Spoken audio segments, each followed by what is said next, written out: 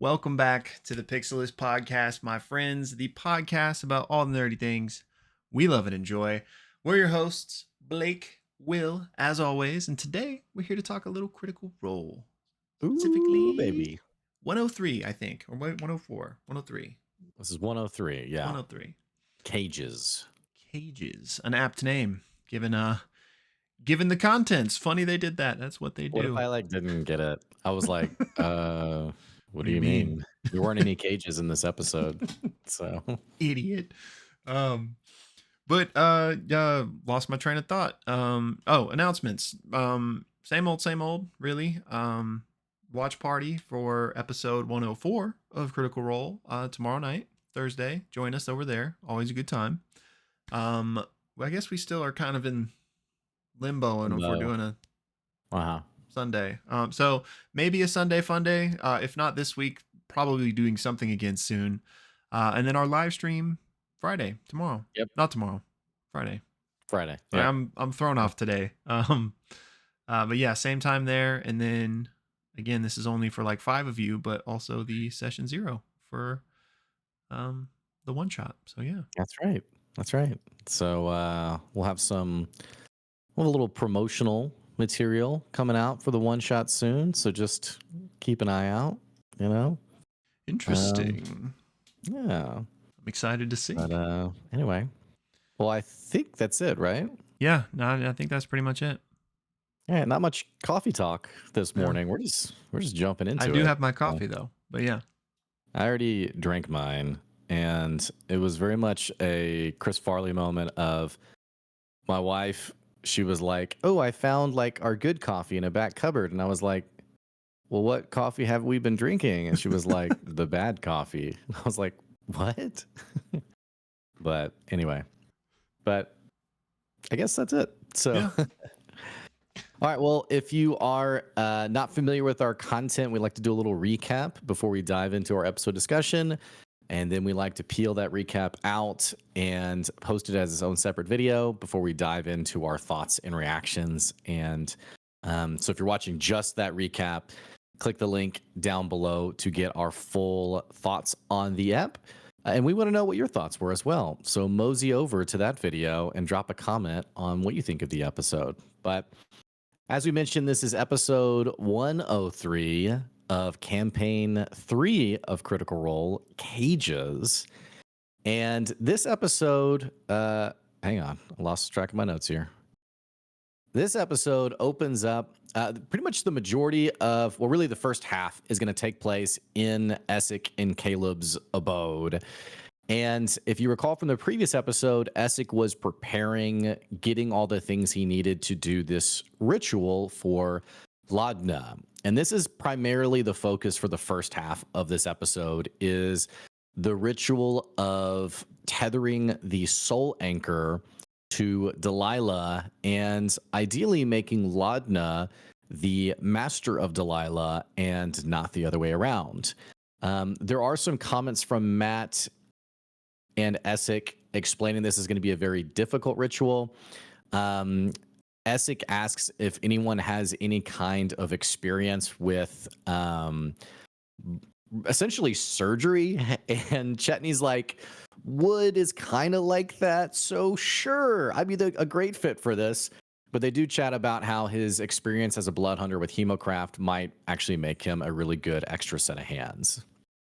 There's also, through this ritual that happens, Matt essentially has each player offering basically one thing to the ritual to see if it helps or hurts the ritual. So Chetney, in Chetney's case, he's assisting with basically opening up the chest of Laudna, which we realize that Laudna can just open it at will, like separate her rib cage. And the idea is to take this soul anchor and place it into her chest, a la Iron Man style. So Chetney's doing that. Dorian is asked essentially to help keep track of these runes that are being scrawled and doing a good job of reading out these runes from a book.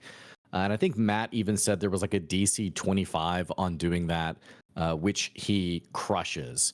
In fact, that is the theme of pretty much every person's role during this ritual. Is everyone just completely, essentially dominates their role, or at least beats the DC that Matt has set in what he's described as a very difficult ritual. While this ritual is happening, Delilah is waking up and essentially is like, this is foolhardy. This isn't going to work. What are you doing? You'll always belong to me. We have Fern basically giving a permanent guidance on everyone. And the long and short of it is we eventually get the scene transitions to basically the upside down nether whitestone, however you'd call it, with Delilah and Laudna opposed to one another, and Imogen at her side, essentially trying to give that final push to overcome Delilah. I believe it was a wisdom saving throw from Laudna as so. like as the final roll, and she is successful. And Matt declares the ritual a success, declares it complete, and that Laudna now has enslaved her patron to do as she pleases. And gives like a really cool description of like an image of like a gym with Delilah like behind it, like pounding on it. But Laudna has the ability to siphon the energy she needs when she pleases to do like her warlock powers. There are questions around Laudna's physical state, if she's essentially any less undead, but she seems to still be herself. And then the party's like, well, that's a really big issue that we've resolved now. Like, what do we do next? The party decides that ultimately they should probably head back to the excavation site, but there are a couple of things to figure out. Namely, it's like, what do we do about this whole Ludinus memory orb thing? Aura mentions that it's going to be very dangerous if this kind of information gets out. Like, things are only going to get more chaotic from here. And Laudna even suggests that maybe they should all go get together and go meet with the gods, like track down the gods and have a meeting with them. Ultimately, that plan doesn't really quite go anywhere. And in this conversation, Breus actually takes to the defense of Asmodeus and is like, hey, Asmodeus is misunderstood. Like, what we saw in the memory thing, that wasn't really quite what it was.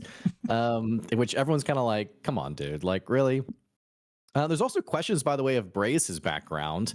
And I think he even let slip that he had been a member of the Platinum Dragon. Yeah. And there's even like this back and forth with him and Essek on like, oh, we're both from the dynasty. Where are you from? And Breus gives like the classic, like, we moved around a lot, and rolls I think it was like a 33 on his deception check. But all that to say, I believe, and I apologize if this butts into your half because I don't quite remember. Essek looking at Ashton's head. Was that after the break? Yeah, I think so. Okay, so I won't get into that, but the only other detail that comes out, and I think it was this episode, was pictures of Essek's entourage, and Breus essentially revealing that the reason these dicks scrawled on the wall are so familiar is because they are very much like a certain goblin and tiefling who came to the Platinum Dragon's temple and essentially like tricked him into gaining entry and then like defaced the temple, which seems to be a callback to campaign 2. But yeah, all that to say, with the ritual complete, and before we finish up a couple other details, we actually go to break. And do you want to take it from there? Yes, sir. Also, y'all, apologies reading from my phone. If you saw our recent Worlds Beyond number, same thing. But all right, so we pick up on the break with them basically completing their long rest. And the first thing that happens in the morning is Chetney puts on this scaled cloak that they found in Aor that basically form fits to him like a second skin. Like, so Chetney like essentially looks as if he has scales now. So they spend the first bit of the morning kind of messing with that and seeing how it works. And, can he go to the bathroom in it? And he can basically like will it to open. But there's a little bit of hijinks there. And yeah, he has essentially a second skin now that also doesn't provide disadvantage on stealth checks. It's said to be very quiet. I feel like the first hour after the break was them like what else can this second skin do? Yeah. So, but what about, let's go back to that real quick. But so they have their hijinks with that. And then Laudna actually brings out the necklace that she got from Aor that she snatched from that random corpse, if you'll recall, and we get that identified. And I actually didn't write down what it was called, but I think like Amulet of False Life or something like that. Amulet of Cursed Life, I Cursed Life. think. I think False Life was the first version he gave, Oh, and then that's I think right. it Yeah. became Cursed Life. Yeah. So essentially, what this is it's a necklace that, when worn, will absorb the first spell, like on a once per day cooldown. Basically, the first spell it comes into contact with, it will like cancel out a spell up to 5th level. That is, meaning the person that's wearing it or somebody like in proximity to that person. And when that happens, all dead bodies in a 200-foot radius will raise up as zombies and attack the person wearing this necklace. So, a very unique and interesting item. And they talk about, how they might like try to have some fun use cases for this. But for now, I don't think anybody puts this on. um, they then take the rest of the morning to discuss what the next plans should be. And, should they go meet up with Keyleth? What, yada, yada, yada. But one thing Orm does is he pulls out the sending stone to Caleb and sends him a message and says, "Hey, we're at your house with Essek. We're probably going to go see Keyleth soon. Are you okay?" And we actually do get a response from Caleb that says he is okay and he's glad that they met Essek. Ashton then asks Essek to take another look at their head and everything that's going on there. So the two of them quickly go to the laboratory, and Essek does a little probing around. And I won't be able to do this justice, but Matt describes like this crazy, like chaotic, like situation as Essek is probing around in there. And essentially, Essek says that you're something new that like I've never seen before. You're like a living being of Dunamis, and it's extremely exciting. He also calls him Havoc with a pattern, something that shouldn't work but does, like you're a conundrum. And Essex says, I want to help you more. Hopefully, like later down the road, I can take another look. But he does give Ashton a marble, which is like a spell casting focus for Dunamancy. And he says, "Hey, if you ever feel like you're losing control, like use this to center yourself, and you can like it can help you contain that and you can control it." So mechanically, we're not sure what this is going to do, but it should help Ashton. So after that, everyone gathers back together, and Essek teleports them to the encampment in the Hellcatch Valley, where Keyleth and all the others were. But when they arrive, they find themselves like in this crater, and like there's basically like chaos and destruction all around them. There's Vanguard soldiers they can see a little bit in the distance, Rylorans, those big like mounted creatures that they ride around, and even Gloamgut circling above in the skies. And they quickly piece together that the encampment has been overrun and destroyed. So Imogen quickly sends a message to Keyleth being like, "Hey, we're at the encampment. What happened? Are you okay?" And Keyleth says, "Yes, I'm fine. We had, you know, some casualties, but we got who we could and we escaped to Vasselheim." And by the way, sorry for the Discord noises for those of you that are hearing those. Yeah, sorry, I had to sneeze, so I muted myself. I Oh no, apologize. no, you're good. I think I'm getting like messaged on Discord and I forgot to mute it beforehand, so Yeah, sorry. everyone's getting the phantom pings. But Keela says they're okay. We're at Vasselheim. And the crew is like, "Hey," or she tells everyone else, is like, "Hey, Essek, get us out of here." And meanwhile, like it seems as if they might start to be noticed by some of these figures around. So Essek casts another teleport, and we're told that someone attempted to counterspell this. We're not sure who, but it failed. So the teleport is successful, and they teleport to Vasselheim. They arrive outside the gates of the city. So Imogen sends another message and says, like, "Hey, we're here." And Keyleth's like, "I'm in a meeting right now, but you need to come join me. We're in the Platinum Sanctuary." And so they're like, "Okay." So Bells approach the gates of Vasselheim. There's like a line of people trying to get in. There's a bunch of guards, and I am sorry, I'm just gonna mute this real quick because somebody is spamming me right now. Oh my gosh. Anyway, so they approach the gates and basically tell the guards that the voice of the Tempest has sent for them and is expecting them. So the guard lets them in. They also ask him like where the Platinum Sanctuary is.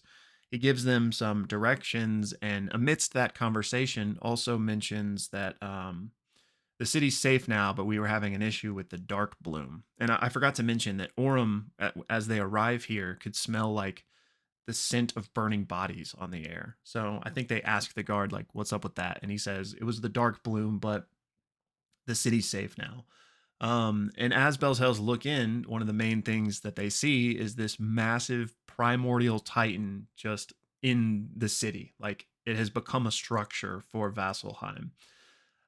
So they make their way through the city, past the Titan, past a temple to the Matron of Ravens. Chetney at one point asks a guard, hey, what's the dark bloom, by the way? And he reveals that when the solstice happened, for one reason or another, all of these corpses beneath Vasselheim in their catacombs like sprung to life and started attacking the city. So they've had to like fight against waves and waves of undead, and that's why they're burning those corpses.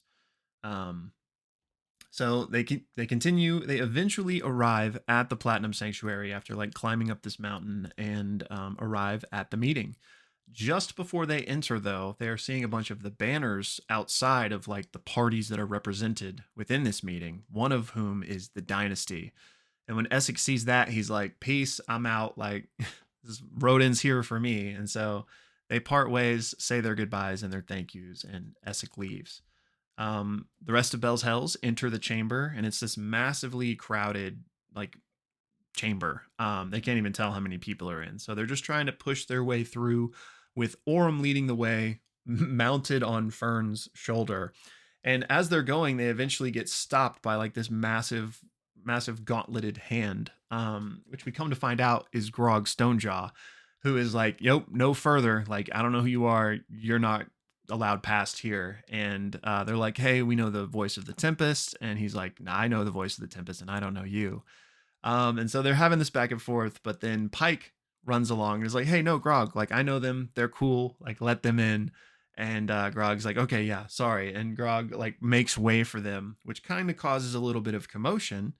And they arrive in the middle where this like meeting chamber is taking place, and all heads basically turn to look at these people that have just arrived. And Matt describes, I don't know if he said how many chairs there were, but like basically the focus of this meeting are these people in chairs. And represented here are all of the heads of the temples of Vasselheim, like the religious heads. Cord is mentioned, the Storm Lord, and then we also have several little like cameos. We've got Allura and Kima. Keyleth is obviously here. Um, a figure that's described as dark, gender fluid, dark eyes, who I believe to be Jaman Sa'ord, which we'll probably talk about in the discussion a little bit. We also have the Bright Queen, the leader of the dynasty. And yeah, basically all of these heads turn to Bell's Hells as they arrive, and that is where the episode ends. Again, episode 103, Cages. And if you're just watching our recap, be sure to check out our full discussion, which will be linked down in the description below. Great job. Okay, I'm glad you mentioned those people in the meeting, because like the cast were going crazy. And Yeah. I was looking in the YouTube comments to see if anyone had like laid out who these people were, and no one had yet. Amateurs. So I was wondering, I was like, who are these people? And one of them was the gender fluid guy. And then I guess the Bright Queen was the other one. Yeah. Because there were two characters in particular they were all really energized around. There was, yeah, those were definitely the two that you're referring to. But I think there was one that I haven't gone back to figure out who it was yet, which I don't think it was like somebody as prominent as those two. I think it was just one of the temple heads, but I hadn't. Oh, maybe it was the Wild Mother. I think the Wild Mother's temple head. Oh, okay. Jaman Sa'ord? Is that Jaman's the leader of Ankarel? Yes. Is that right? Yes. Okay, cool. Um, I read the wiki. Yeah. Nice. Which is also, well, is it a campaign 2 character? It's I a guess? campaign 2 character. I'm trying to decide if this, it's not a spoiler if you saw campaign 2. I'm just gonna say it, unless you don't want me to. All right. No, go for it. And Jaman Sa'ord is also a dragon. Yeah. I wish you hadn't said it. No, I'm just kidding. Okay, that's a cool detail. Yeah. What kind of dragon? I believe bronze. Okay. That's a really cool detail. Yeah. That's a really cool detail. Wow, Why was he not part of the Brass Chroma brass dragon. Okay, the Chroma Conclave. That's a good Is that question. I think I don't know if like that no one that ever like thought to ask that yeah, I question? don't know That's if we've like, ever like had that question asked, but I think like I mean they're a bit more I don't know what the word is. But so like the they're the Chroma. leader of a whole city, Yeah, you know, like they have sort of an amicable relationship with yeah, okay. humanity. But I would say So, that I don't think it's common knowledge that they are a dragon. oh, okay. And so, Um like, the Chroma Conclave wasn't like dragons banding together under these 5 leaders against Exandria. It was basically right. just 5 dragons operating together. Yeah, like it Okay, was dragons banding together, but they weren't like representative of all dragon kind. It was like those okay, 5 dragons banded together. okay, okay, I Um, gotcha. but That yeah, makes more sense. Okay, cool. Okay, and then the Bright Queen, I'm guessing is a season campaign 2 character also. yes, this is the monarch of the dynasty. Okay. So the Probably, entire civilization that like worships the Luxon and yeah. does the consecutions and all that stuff. And they were in opposition to the Dwendalian Empire. Yes, they were in a war, but that war like reached a peace treaty. Right. Okay. And Essek stole, and for our listeners, just sorry that you, if No, you no, watch no, because campaign I'm two. sure that we have a Yeah. lot of people that didn't watch campaign 2. So Essek stole a Luxon beacon and gave it to the Dwendalian Empire. Is Yeah. why, okay. And then why did he do that again? So basically, the really short, unnuanced version is that Essek was pretty high ranking in the dynasty, and he is a powerful spellcaster that's obsessed with like learning more. And so he wanted to learn more about the Luxon beacons. And so basically, he was just working all sides to get the most Yeah. that he personally could. And so he ended up like facilitating the dynasty getting access to a Luxon beacon. Um, and essentially, he's a war criminal, which is I mean, you've probably heard like the joke Yeah. mentioned a lot. Um, And, but but is he so skittish because, like, this is like punishable by death kind of yeah, thing? like Like, he's a traitor in the eyes of the oh, dynasty, which okay. is why like he said, "I'm not going to that meeting." It's why he wears that Yeah. disguise, Yeah. Okay. Seth. So yeah, he basically is persona non grata as far as the dynasty is concerned. Yeah. Um, Okay. Okay. Okay. Those are all a bunch of details. And a little Grog cameo at the end yeah, there. yeah, that was so fun. I don't know if you'll remember, but I told you I had one thing spoiled for me on Twitter. I too had this spoiled for me, Yeah, but not on Twitter. It was like, a lot of our YouTube playlist stuff is like D&D content, yeah, and so like something popped up that was like Grog returns with like a big Grog, and I was like, okay, man, cool. thank you, thanks, man. Yeah, I mean, it would have been slightly cooler to have that happen organically, but at least like it was. Yeah, I can live with that as a spoiler, considering I knew they were going to Vasselheim. Been waiting for more Vox Machina to show up, but yeah. yeah. Um, so I think that only leaves 2 members of Vox Machina that we've never seen in this campaign. Scanlan and And Terry. Terry. Yeah, you don't know who Terry is. Okay. Terry just sounds like the B list extra that no one recognizes. Like, Yeah, I'm here, that's you pretty guys. on point actually. It's like a flashback to the memory, and Terry's like, "I was there. You don't have to tell me. I was in the room." That's kind of the vibe I get Yeah, from very Terry. Bertrand Bell energy. Like, Yeah. Okay. Terry, was that who Sam played temporarily? mm-hmm. Okay. Yeah. Okay. I gotcha. I didn't know Which if you knew that or not, but yes. I only know that because of the questions video I did where people asked if Sam was leaving Critical Role. And I said maybe they were confusing him with Orion Akaba. And you mentioned, no, it's because Sam, his character changed at some point. Yeah. So, okay. So Terry's officially a Vox Machina member then, huh? Well, just like Bertrand Bell is officially a Vox Machina member. Well, I feel like that's different because Bertrand Bell like literally brought them all together. Like he started the band, Well, you that's know? Bell's Hells. I'm talking Right. Vox Machina. Bertrand Bell. Oh, Is a member is of he Vox Machina considered? too. Oh, Yeah. okay. Okay, sure. Yeah, yeah. He We're was just giving them out apparently, yeah. you know? Travis played him in a one shot. Yeah. And the Um is that the Search for Grog one? yeah. Or yeah. Yeah, okay. Yeah. I just feel like we need some criteria, guys, for Yeah, you're right. You're right. I mean, you know. we can get down into the weeds of who's, a founding member. Yeah. Um but yeah, I wonder like we only saw Grog and Pike, but I wonder if the rest of them are there too. Like this seems to be a gathering of all of Exandria as Matt literally put it at the end. Yeah, this continues to just like elevate in terms of like stakes because we had, I mean, understandably so, but we had like a smaller group of people and like the different like banners in Dressar that were heading out to head to the excavation site or the Yeah, Bloody yeah. Bridge. And now we've elevated to like the actual leaders of all of these empires, and then also the Uthadern king and queen were there as well. Yeah. Um, so there's a lot of power in this room. Yeah.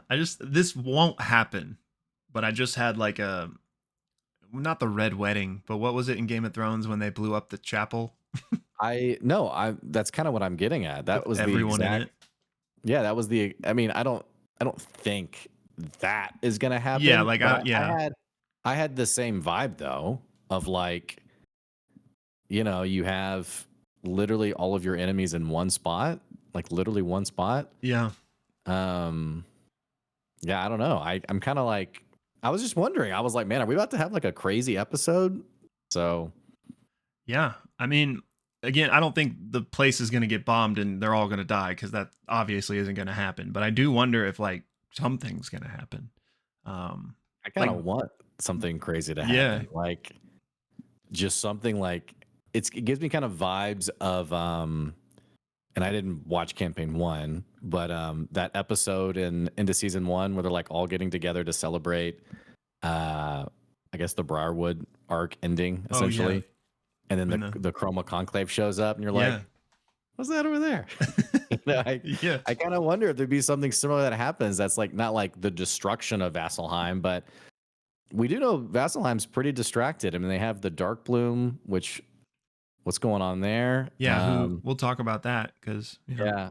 But anyway, yeah, I just kind of wondered like, is this gonna be like your run of the mill meeting? Like, hey, we got more stuff we gotta go do and Bell's Hells.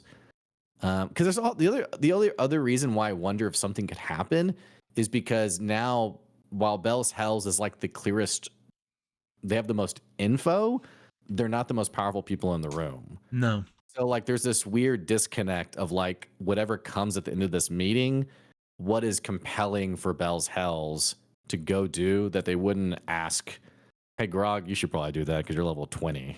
So um, yeah, So the only reason I could see it playing out where it makes sense for them to take like this momentous task, excuse me, would be is if some kind of chaos happens in the meeting and it's like we're on our own or we're fragmented or what have you. Like we yeah, gotta just go do this. yeah. It definitely feels like a stage for something like that to happen. Although I will say that even without like some sort of terrorist attack, let's call it, I think there's a lot of potential powder kegs just in the conversation that Sure. is about to take place. Because like we're Vasselheim is like the cradle of civilization. They worship the not all the gods, but the main ones there. And Bell's Hells is about to potentially reveal the story of downfall there. And like Yeah. I mean, unless they keep that close to the chest, but I think they kind of have to let everybody know the truth. And so like even amongst that room, they could be very split because I would imagine the temple heads are probably not just going to turn on a dime, but like I bet some people in that room are going to be like, "What?" You know? Well, So but what could they really say that the people wouldn't already know? Like, hey, we watched a recording where the gods destroyed Aor and it was really mean. Like it's already like accepted history. They're like, okay, yeah, we know about that. But so I guess the actual data point will be like Ludinus has this recording and he's going to spread it across, which I think that's interesting for the temple heads who we know have had a very firm grip on Yeah. religious history, for lack of a Yeah, better that's a good point. phrase. So, maybe that's a point of contention. Yeah. Yeah, I could see that. But yeah, you're right. I would imagine, especially the temple heads, probably do know all of this information. They won't be surprised by it, at least. Yeah. But I will say, like the average Joe in the room, I think oh yeah, the gods took down Aor, but I feel there's a Yeah. bit of nuance from the story that I think could sway people a little bit more. Like, oh, like no, Yeah. like they destroyed the machine and then they still killed everyone there. Like, yeah, some Right. of the wizards got the blueprints, sure, but like, And speaking like in character, like ignoring what Brennan revealed in Four-Sided Dive, also the data point of like they had the chance to kill the betrayer gods and they opted not to. right, right. Again, Brennan's shared that that wouldn't have actually worked, but in Right, terms but of that's just like meta knowledge. Like the exactly, people don't know exactly, that. Yeah, exactly, right. yeah, So, yeah, so some really interesting points of conversation, and it seems like they've lost the stalemate at the Bloody Bridge. yeah, So now yeah, I was gonna say, how do they get back there? But I remember there's the back door yeah, in what's the continent that Vasselheim's in? yeah. Where It starts with an I. Isilra? Silra. Yeah, there's the back door in that random town. That's right. Um, so I guess that's a means to get there. But otherwise, yeah, they've lost their main access and at Yeah, least probably like the avenue for their armies to get to Ruidus. Um, which is interesting because we know that prior to that, it had kind of been like a ceasefire almost, where it's like they were guarding it, but like there wasn't like actual conflict unless Exandrians came up to them, you know?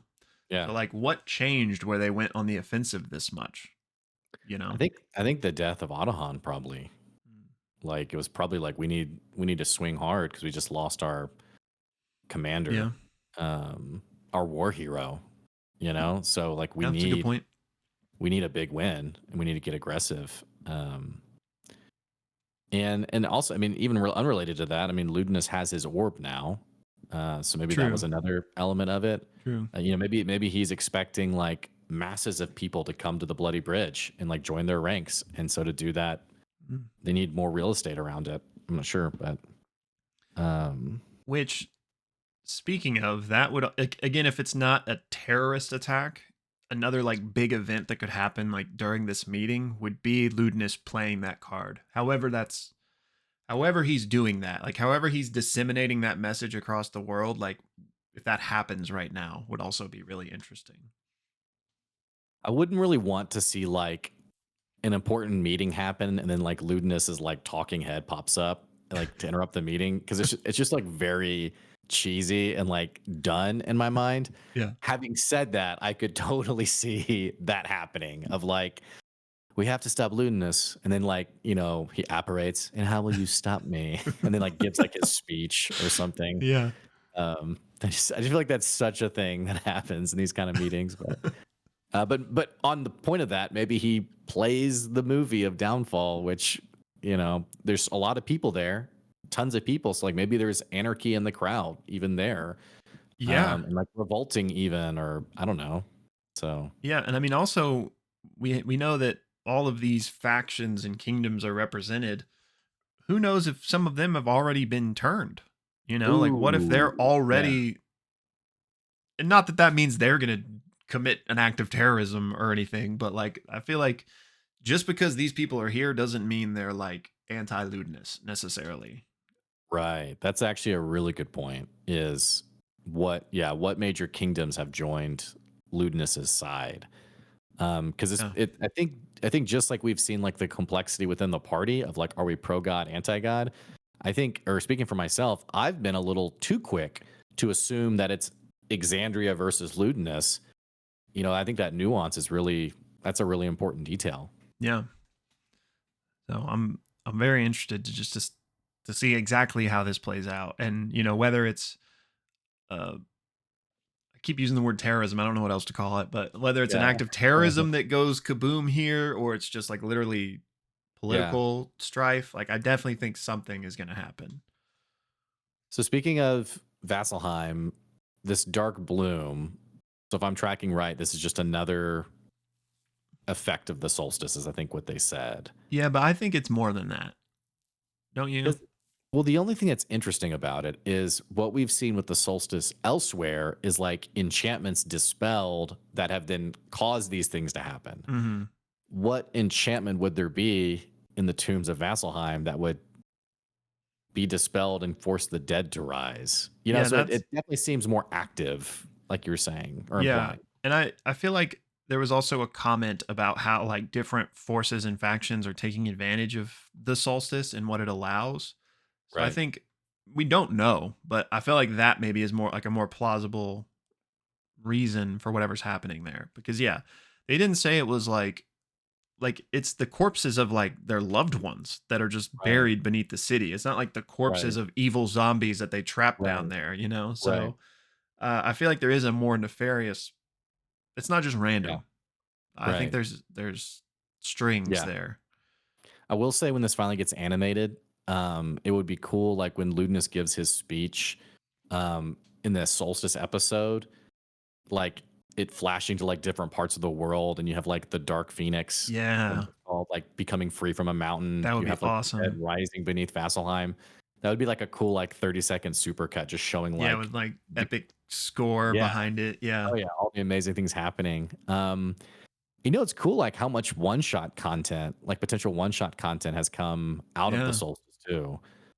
Which I wonder, like how what that will look like in future content. But the other thing, speaking of this kind of topic, is the implication that the Mighty Nine, they've dealt with Trent, and now they're doing something else because too much time has passed, right, for it to still be the same mission, right? Or is Like, it are you referring to the one shot we saw?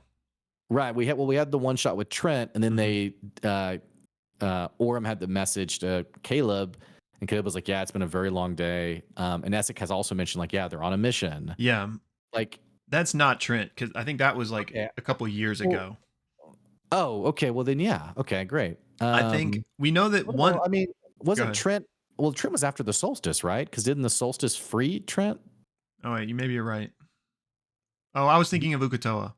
Yeah, exactly right. I was thinking of Right. Ukatoa. Yeah, you're right. But I still don't. Well, maybe it was Trent then, but for some reason I didn't think it Feels like too was. much. It feels like too much time has passed for it to. This is still the Trent mission, but Yeah. maybe that's the implication. I'm curious if people listening, if that was your interpretation, or if they were sent on another mission, and what would that be? I wonder. Yeah. I would need to go back and look now because yeah, the and just in my mind because the Ukatoa one shot was years ago, I just assumed that Trent was too, but obviously not. You're right. So yeah, I don't know. Maybe it is, but I wouldn't be surprised if it was something else too because they Caleb and Bo especially are like point guys on this whole Trent Cerberus assembly thing. So like I'm sure they have a lot of stuff to do, to put it that Yeah. way. So because they were also the ones that and this definitely isn't what they were referring to because it was way earlier, but like remember they were also the ones that weren't sent to the Shadowfell to deal with the Malleus key there. So like they've had different tasks. Yeah. All that to say is that it might not be like an important thing we're like supposed to know Yeah. what they were doing or not, but I guess it easily could just be the Trent thing Yeah. as well. Yeah. Okay. Okay. Um, but yeah, it is. Well, was Essek there with Trent? No. Okay. Uh, no. I don't. Yeah, I don't think. I don't think so. I don't think so either. But I was just wondering.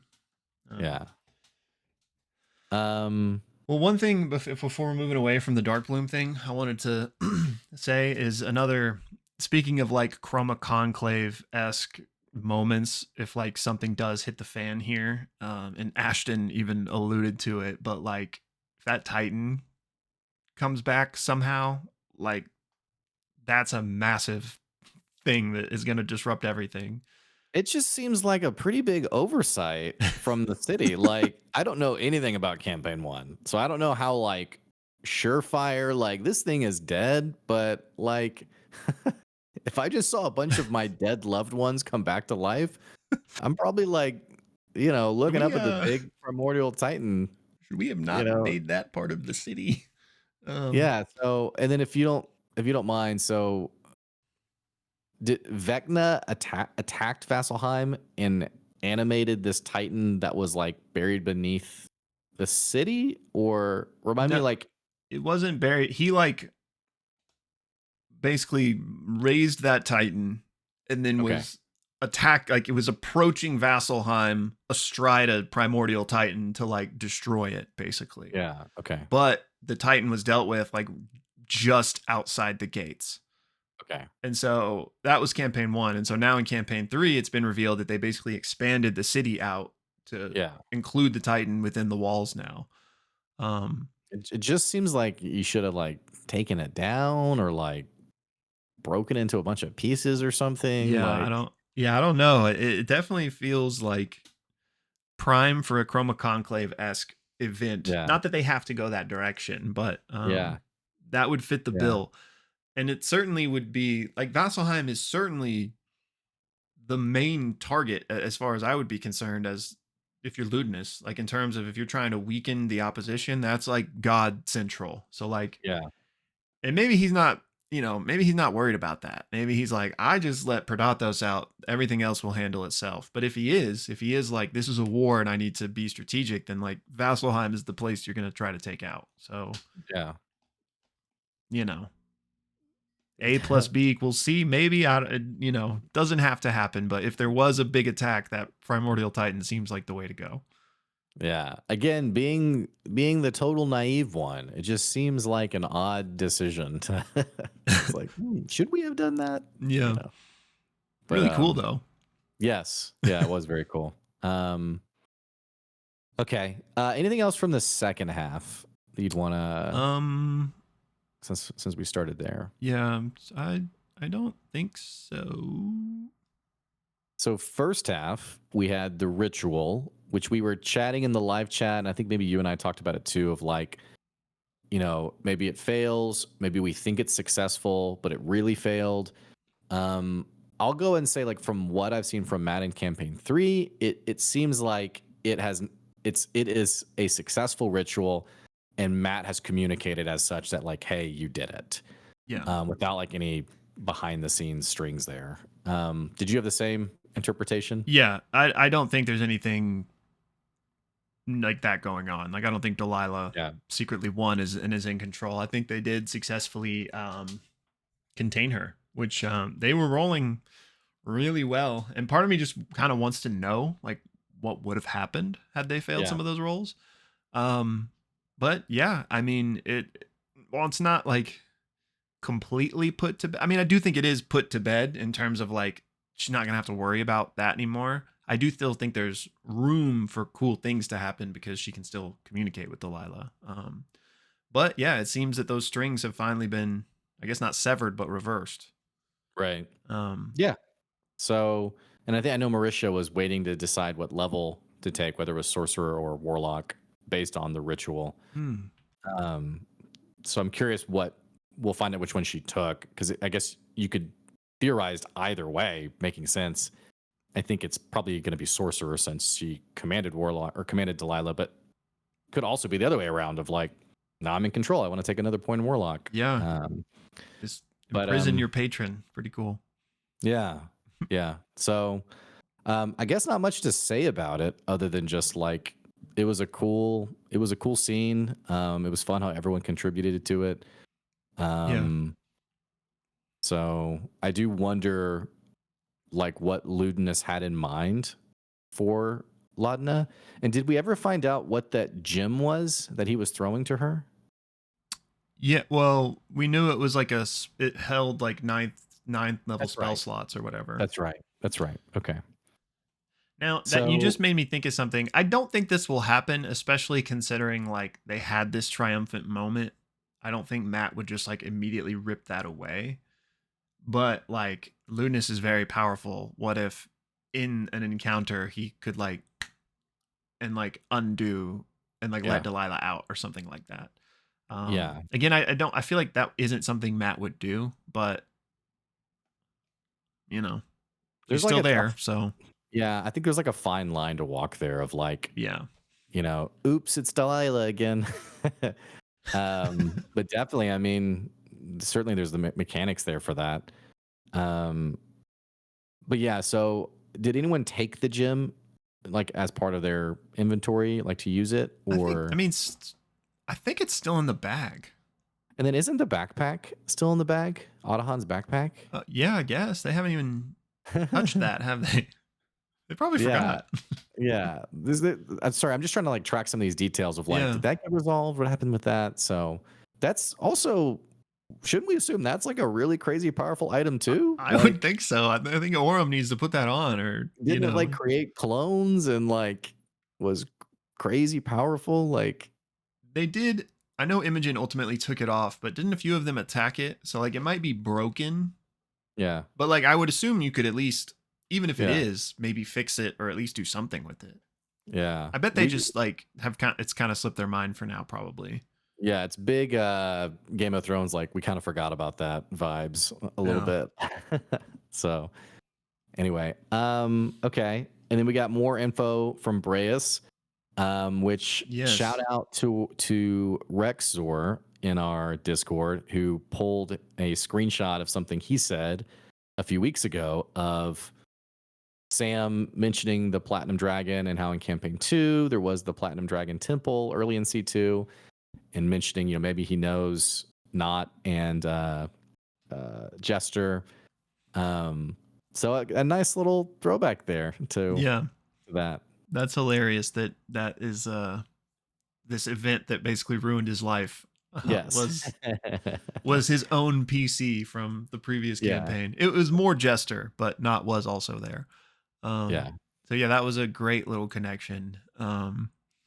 And you basically already know what happened, and I haven't seen that episode since it originally aired, but just for anybody that didn't watch C2 that's curious, like Jester's whole thing was the traveler, like this, I don't know the right word to use here, but like that she follows the traveler. Like she is Like a dis, Archfey. yeah, like a disciple of the traveler, and like what she does to like worship him, for lack of a better word, is like draw dicks and cause chaos everywhere. So like she went to that temple, and in order to like appease the traveler was graffitiing and vandalizing, and it was this whole like crazy zany scene where everything goes wrong. And so yeah, it's just hilarious to think that like whole Mhm. event caused Breas to lose his job and basically ruin his life. So Yeah. yeah, I love that. Commit himself to the Lord of the Hells. Yeah. Very dark path. Yeah. And then interesting, I guess, little sub details there about his background of like being from the Kryn dynasty, and him and Essek being like, oh, like, yeah, where, what part? And so it seems like there's more to uncover there as well. Yeah, what I took, and who knows what the subtext may or may not actually be, but what I took from that scene was Essek being paranoid because, again, he's like a traitor in the dynasty eyes, and he doesn't know who Breas is. So like he's not Yeah. trying to just actually explain who he is. And I think he was kind of probing Breas to find out, like, should I be worried that Yeah. that Okay. you're here and you have seen me? And I Yeah. think on Sam's side, it was like, I haven't fleshed out my backstory to that extent. So he was like, we moved a lot. So Very that's how I DM. took that Yeah. scene. Very DM PC moment of like, and what town were you from? And the Yeah. PC's like, what town was I from? uh I think we've like joked about this too of like, yeah, and then Caroline comes in the room. Okay, your long lost sister. Yeah. Oh, right. Yes. Caroline. You've been looking for her since you were 3. Yeah. This was your main premise for your reason to exist. So Anyway, anyway, should we get out of here? yeah. Good to see you. You look healthy. Okay, cool. Anything else? We've kind of run through some things very quickly. I'm not Yeah. sure. if there's more to say. Let me look through my notes real quick on my phone. I guess there's not a lot to say, but it was I know we stopped saying if it was a good episode or not because we just love it always. I I forgot that will we used to say do that. I will say I loved this episode Me as I too. do pretty much any Critical Role episode, but I've always loved how Matt like describes scenery, I guess. And I could very much envision this primordial titan, in the middle of Vasselheim. Yeah, I'm glad you said that because I was gonna say the same thing because there was basically like felt like a 20-minute section of Matt just like describing the city and like the different areas they Yeah. were walking through. And I feel like that's Yeah. one of Matt's like strengths as a DM is Yes. to really like paint that scene. Yeah. I was actually, as I was listening to it, I was thinking of my own DMing and how I was kind of laughing because I was like, when I was thinking about how Matt does it, which, he'd be the first one to be like, don't try to be like me. But Yeah. I was thinking like Matt, as he was describing that scene, I was thinking of myself and just being like, it's a big city and it's so big and it's just lots of stuff, It's you know? large. It's big. Yeah. It's like, how many times have I said this word? Starts to So, lose all meaning. yeah. But yeah, that I love this episode as well. The first half was obviously very triumphant and really funny too. Like well, I don't know why this part sticks out to me so much, but I just thought it was so funny when like Dorian was whatever his task was about like writing or whatever, Yeah. and Sam was like, "Oh, like Yes. you're don't do Yeah. that." I just thought that was really fun, Yeah. like classic over the shoulder like Yeah. Yeah. backseat driving. But yeah, and then I'm just really excited, which we already talked about it, but I'm just really excited for this meeting and like 'cause this feels like a pivotal moment Yes. regardless Yes. of what happens. Like we're gonna pot's boiling over in one way or another. So, Yeah. um, And I think we could get an insight as to like maybe the length of like what's remaining because I've even started to see some YouTube content coming out of like, campaign 3 entering its final act and though like the episode number would seem to suggest that, I think we could very much get from this episode like an insight of like, hey, this is going to episode 200 maybe. Or if it is like, hey, this is our final mission. yeah, I'm not saying it's going to be necessarily like laid out in front of us, but I think the meeting could be interesting to give us an insight on like what really is next for Bell's Hells. So yeah, I agree. And like you mentioned at the start, I'm curious like what their job is from here, which it largely is going to depend on if things do just go yeah, crazy and everybody's out for themselves. But like if they right, get delegated a task, considering their level, like what's that going to be? yeah, Imogen's an interesting kind of variable in this. Like if they realize, which maybe it might be a bad thing if they realize how important she might be, but like as a Ruid is born, as an exaltant, like maybe hmm, that kind of moves them up the priority list of like, yeah, okay, you're the only ones that can do this type of thing. yeah. The connection to Liliana, maybe even. Yeah. So yeah, I can see that. So Okay, cool. yeah. Well, let us know what you guys thought of the episode and your theories on what's next down in the comments. And then don't forget to join our Discord for our watch party tomorrow night as we watch what happens. Yeah. Should be a juicy one tomorrow. So I'm excited. All But yeah, right. that's all I got. Thank you all. We'll see you later. Bye y'all.